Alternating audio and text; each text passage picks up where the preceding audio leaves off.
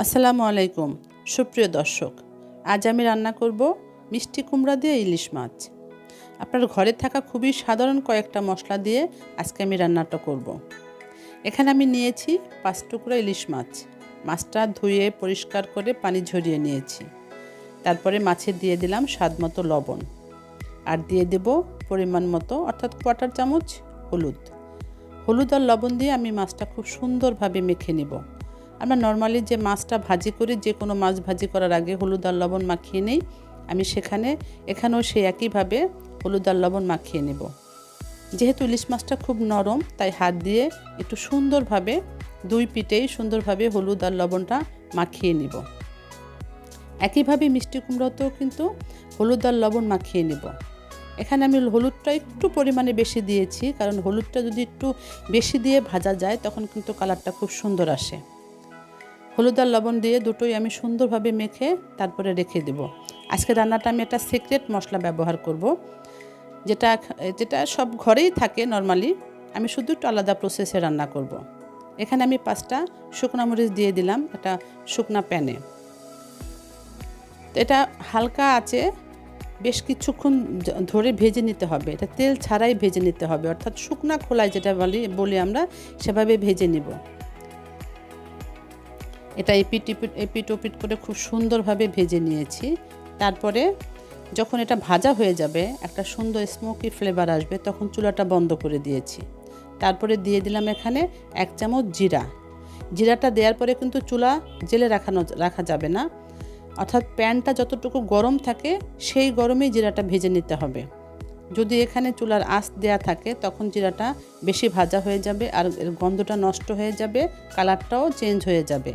তাই প্যানটা যতটুকু গরম থাকে ওই গরমেই এটা ভেজে নিতে হবে। তারপরে শিলপাটায় বেটে নিয়েছি। এখানে ওই প্যানে দিয়ে দিলাম আমি 3 টেবিল চামচের মতো সরিষার তেল। আজকে রান্নাটা আমি সরিষার তেলেই করব। এখানে তেলের পরিমাণটা একটু বেশি দিয়েছি, কারণ আমি এই তেলে মাছ ভাজি করব, কুমড়া ভাজি করব এবং বাকি রান্নাটাও করব।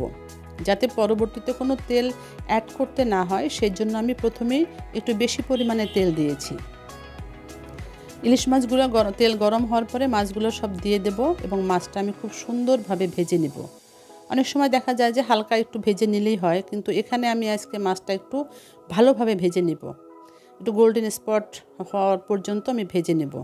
ইলিশ মাছ কিন্তু কাঁচা রান্না করলেও ভালো লাগে, ভেজে রান্না করলেও ভালো লাগে, কিন্তু এখানে মিষ্টি কুমড়া দিয়ে যেহেতু রান্না করব, তাই ইলিশ মাছটা একটু ভালোভাবে ভাজতে হবে।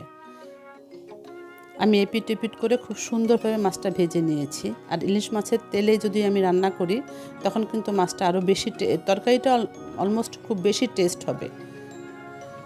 আমি একটু সময় নিয়ে প্রায় 5-6 মিনিট ধরে মাছটা হালকা আঁচে ভেজে নিয়েছি, যাতে মাছটা একটু মুচমুচে হয়।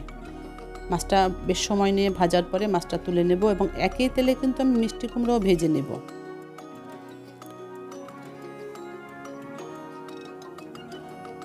আজকে রান্নাটা কিন্তু একটু আলাদা, যেহেতু মশলাটা আমি ভেজে নিয়েছি।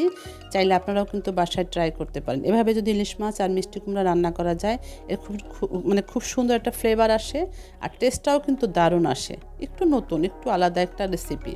এই রেসিপিটা আমি আমার মাকে দেখতাম ছোটোবেলায়, মিষ্টি কুমড়ো দিয়ে যদি কিছু রান্না করতো তখন অবশ্যই সে এই মরিচটা ভেজে নিত। তো আজকে আমি সেই রেসিপিটাই এখানে ফলো করেছি। মাছগুলো ভাজা হয়ে গেছে, দেখতেই পাচ্ছেন। আমি কিন্তু বেশ ডিপ করে ভেজে নিয়েছি। তারপরে মাছগুলো সব তুলে নিয়ে ওই গরম তেলে আমি মিষ্টি কুমড়াটাও ভেজে নেব। মিষ্টি কুমড়াটা একটু গোল্ডেন কালার হওয়া পর্যন্ত ভেজে নেব। এটাও প্রায় 4 মিনিটের মতো ভেজে নিয়েছি। এপিট করে প্রায় 4 মিনিট লেগেছে। মিষ্টি কুমড়াটা কিন্তু আমি ঢাকনা দিয়ে তারপরে ভাজিনি, তখন কিন্তু নরম হয়ে যাবে, আর নরম হলে রান্নার সময় একদম গলে যাবে। তাই আমি ঢাকনা ছাড়াই ভেজে নিয়েছি। এই যে মশলাটা করেছি আমি, এটা দিয়ে যদি শুধু মিষ্টি কুমড়া রান্না করা যায় সেটাও কিন্তু খুব টেস্ট হয়, আর ইলিশ মাছ দিয়ে রান্না করলে তো খুবই মজা হবে। আমার কুমড়াটা ভাজা হয়ে গেছে, আমি কুমড়াটাও তুলে নিয়েছি। আজকে রান্নাটা আমি খুবই কম মশলা দিয়ে রান্না করব, আর এমনিতে কিন্তু ইলিশ মাছ আমরা সবাই জানি যত কম মশলা দিয়ে রান্না করা যায় ততই কিন্তু টেস্ট হয়, আর আমিও সেটাই করব। কুমড়াগুলো সব তুলে নিয়ে আমি দিয়ে দেবো এখানে 1/2 কাপের মতো পেঁয়াজ বাটা। পেঁয়াজটা আমি ব্লেন্ড করে নিয়েছি। এই পেঁয়াজ বাটাটাই কিন্তু শুধু কাঁচা মশলা, এছাড়া কিন্তু আর কোনো মশলা আমি এখানে ব্যবহার করব না। যে মরিচ আর জিরা আমি ভেজে নিয়েছি সেটা ব্যবহার করব। আর এখানে শুধু এই পেঁয়াজটাই আছে কাঁচা মশলা, তাই এই মশলাটা আমি খুব সুন্দরভাবে ভেজে নিব এর কাঁচা গন্ধ চলে যাওয়া পর্যন্ত।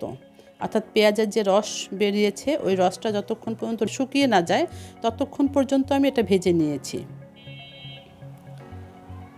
মিডিয়াম টু লো আছে এটা সুন্দরভাবে ভেজে নিয়েছি। আমি এখানে আর কোনো তেল ব্যবহার করিনি, সেটা প্রথমে বলেছি। আর এই তেলে যখন পেঁয়াজটা ভাজা হয় তো এখনও পর্যন্ত কিন্তু খুব সুন্দর একটা ঘ্রাণ আসছে। এবার আমি সেই বেটে রাখা সেই মশলা দিয়ে দিলাম, মরিচ আর জিরা বেটে নিয়েছি সেটা দিয়ে দিলাম। এটা দিয়েও আমি বেশ কিছুক্ষণ ভেজে নিব। এই মরিচ ভাজা আর জিরা ভাজা এটার খুব সুন্দর একটা ঘ্রাণ আসছে।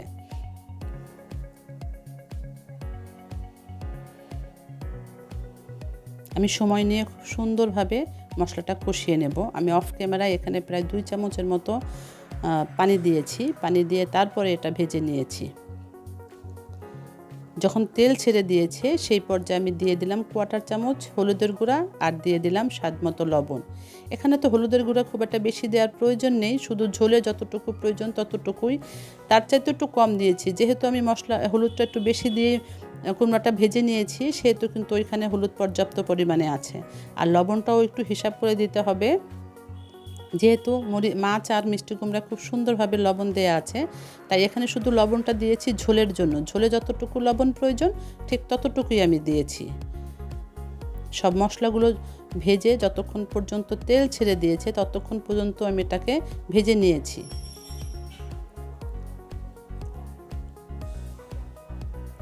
এই পর্যায়ে খুব সুন্দর একটা ঘ্রাণ আসছে। আর এখন আমি এখানে পানি দিয়ে দেব। আমি যে কোনো রান্নার সময় আমি যখন পানি ব্যবহার করি তখন কিন্তু অবশ্যই গরম পানি দেই। আমার কাছে মনে হয় এই সময় যদি ঠান্ডা পানি দেওয়া হয় তখন একদম মশলাটা ঠান্ডা হয়ে যায় আর স্বাদ আর কালার দুটোই নষ্ট হয়ে যায়। তাই চেষ্টা করতে হবে মাঝখানে যখন পানিটা আমরা দিয়ে দেব সেই পানি যেন অবশ্যই গরম হয়। আমার মশলা ভাজা শেষ।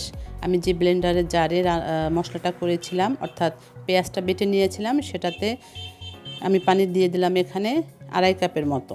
পানিটা দিয়েছি যে মিষ্টি কুমড়োটা ওটা সেদ্ধ হবে, ওটা শুধু ভাজা হয়েছে, মিষ্টি কুমড়োটা সেদ্ধ হবে এবং মাছে একটু ঝোল থাকবে সেই হিসাব করে আমি পানি দিয়েছি। পানি দিয়ে ঢাকনা দিয়ে পানিটা ফুটে ওঠা পর্যন্ত অপেক্ষা করেছি। প্রায় 2 মিনিট পর্যন্ত আমি ঢাকনা দিয়ে রান্না করেছি। যখন পানিটা ফুটে উঠছে পানিটা মিশিয়ে নিয়ে আমি এখানে মিষ্টি কুমড়া দিয়ে দেবো। মিষ্টি কুমড়াটা সেদ্ধ হইতে হবে, কারণ ওটা কিন্তু আমার শুধু ভাজা হয়েছে, সেদ্ধ হয়নি। আর মাছটা তো অলরেডি সেদ্ধও হয়েছে, ভাজাও হয়েছে, মাছের জন্য আর খুব একটা সময় দেওয়ার দরকার নেই।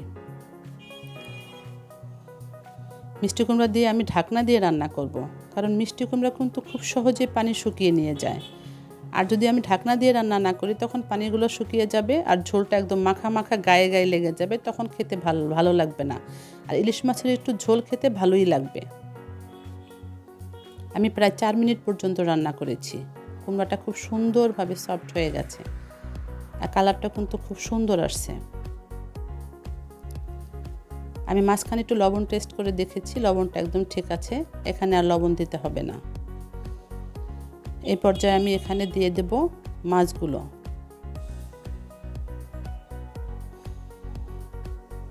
আজকে রান্নাটা কিন্তু আপনারা বাসায় চাইলে ট্রাই করতে পারেন। বাসায় এটা কিন্তু নতুন একটু আলাদা একটু রেসিপি, বাসার সবাই কিন্তু অনেক পছন্দ করবে।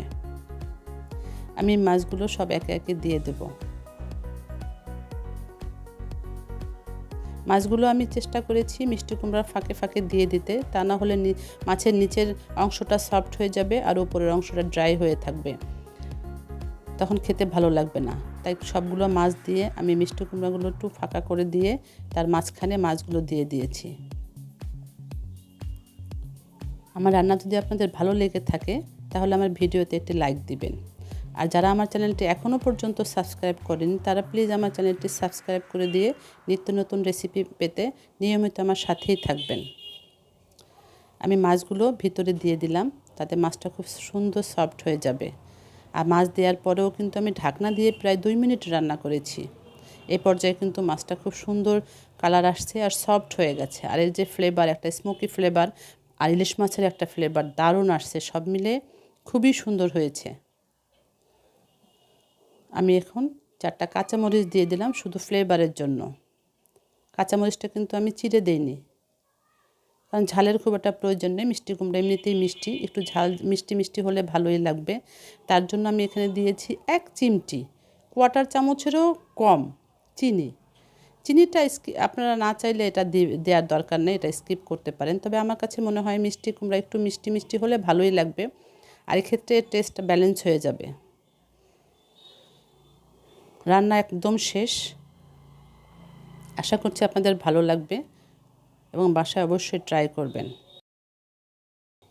মরিচটা একটু মাঝখানে দিয়ে দিই, তাতে মরিচের ফ্লেভারটা মাছের ভিতরে চলে যাবে আর মরিচটা একটু নরম হয়ে যাবে। তো রান্না শেষ, আমি সার্ভ করে নিয়েছি। অবশ্যই ট্রাই করবেন। ভালো থাকবেন সবাই, সুস্থ থাকবেন। আল্লাহ হাফেজ।